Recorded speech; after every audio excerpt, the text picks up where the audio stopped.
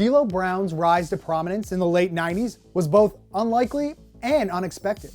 Not many people can honestly say they predicted Brown's evolution from nameless bodyguard in the Nation of Domination to popular mid-carder.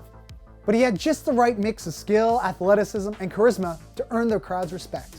And his incomparable ring walk, featuring a swaggering head shake, remains one of the all-time greats. I think you better recognize this mid-card superstar.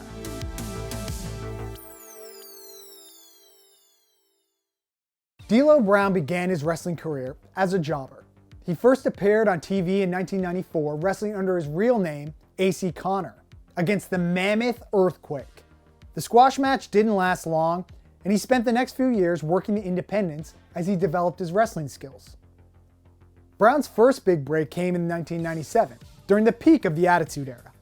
The WWF had fallen in love with building stables of wrestlers, which had always been a part of wrestling, but kicked into high gear with the rise of the NWO in WCW. Brown was given a bit part in Farouk's first iteration of the Nation of Domination, which also included Savio Vega, Crush, and manager Clarence Mason. After a relatively quick disbandment, D'Lo was Farouk's lone carryover, now joined by Kama Mustafa, Mark Henry, and ultimately Rocky Maivia, who later became none other than The Rock. While the Nation grew in popularity and had big feuds with other stables like D-Generation X, D'Lo was developing his own in-ring style and character traits that could help him stand out. He based the bobbling head shake after Chris Tucker's character in the film Friday, and he began sporting an oversized chest protector to add oomph to his finisher, The Lowdown. He ultimately developed a new catchphrase, "I think you better recognize," and it even got incorporated into his entrance theme. As luck would have it, WWF had decided to expand its offering of title belts, giving more opportunity for mid-card wrestlers to up their profile below the main draw. The lightweight belt, the hardcore title, and the European Championship were now in play. To this day, the European title is synonymous with the name D'Lo Brown. In 1998, D'Lo got his first taste of WWF Gold, beating Triple H on Raw with the help of the Nation to win the European strap. Hunter was moving on to bigger feuds, and the European title seemed better suited to boost a worker like D'Lo. Brown feuded with DX member X-Pac over the belt for the rest of the summer and into the fall, with the title flipping between them a number of times.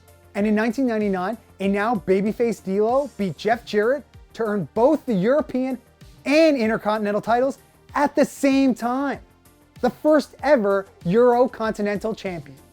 It didn't last long, as Jarrett got his revenge a month later at SummerSlam and reclaimed the title belts. But D'Lo remains only one of 4 wrestlers to hold both titles at the same time. D'Lo's career is also marked by one of wrestling's more tragic incidents. During an episode of SmackDown in October '99, D'Lo inadvertently slipped when performing a signature running powerbomb, dropping fellow wrestler Draws on his head and rendering him a quadriplegic. Draws never blamed D'Lo for the accident, but Brown took responsibility for it, and he almost retired because of it. D'Lo continued on with the WWE for another 4 years, occupying mostly the mid to low tier parts of the card and never having another title run with the company. He was released in February of 2003 and enjoyed a successful post-WWE run with TNA and All Japan Pro Wrestling. Brown made a short return to the WWE in 2008 for 6 months, working primarily dark matches and house shows until his final release in January 2009. D'Lo Brown never seemed suited for the main event. However, not all wrestlers can be.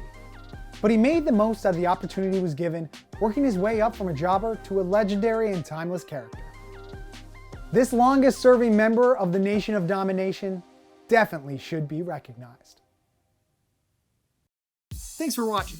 If you like this video and want to see more content like this, be sure to hit that subscribe button.